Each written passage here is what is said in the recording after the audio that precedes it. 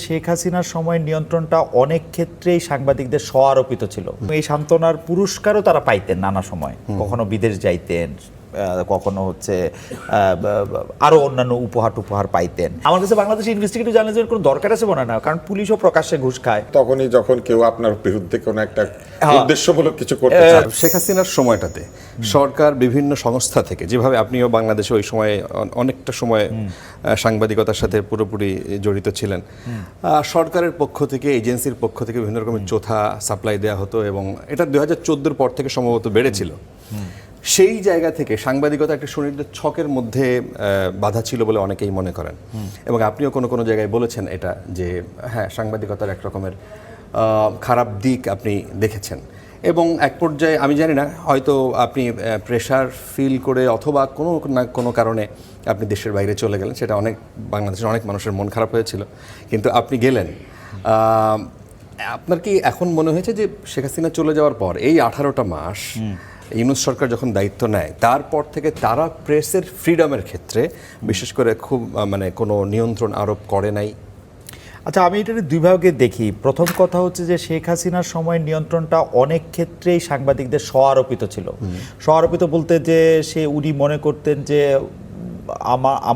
আমার এটাই করা উচিত, আদারওয়াইজ দেশের মধ্যে এই হয়ে যাবে, দেশের মধ্যে সেই হয়ে যাবে। তারা শেখ হাসিনার এবং পারলে বিকল্প দেখান এক ধরনের কথাবার্তা বলে যে না, আমাদের তো আর বিকল্প না, আমরা আর কি করবো, এটার মধ্যে এরকমই হইতে হবে।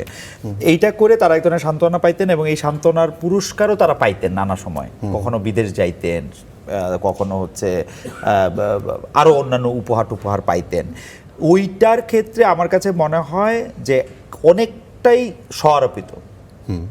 আর কিছু কিছু জায়গায় আমার মনে হইতো যে কিছু হুমকি, কিছু ধামকি, কিছু জেল, কিছু জরিমানা, কিছু মৃত্যু, কিছু হত্যা, কিছু গুম আছে। আপনাদের মনে থাকবে মুশতাক ভাইয়ের কথা। তো মুশতাক ভাইয়ের কি আর মানে এমন কি ভয়ঙ্কর কথা লিখছে যে তাকে আসলে 8 মাস 10 মাস কারাগারে থাকতে হবে।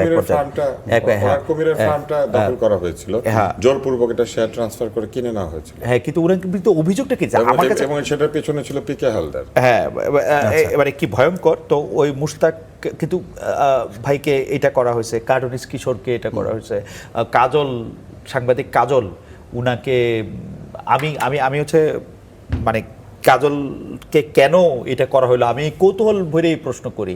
কারণ আমি ওই যে তুষার ভাই বললো না, যেটা আমি ঠাট্টা করতেছি, আমি আসলে সারফেসে যা থাকে তাই আমি দেখা, আমার কাছে বাংলাদেশ ইনভেস্টিগেটিভ জার্নালিজমের কোনো দরকার আছে মনে হয় না, কারণ পুলিশও প্রকাশ্যে ঘুষ খায়।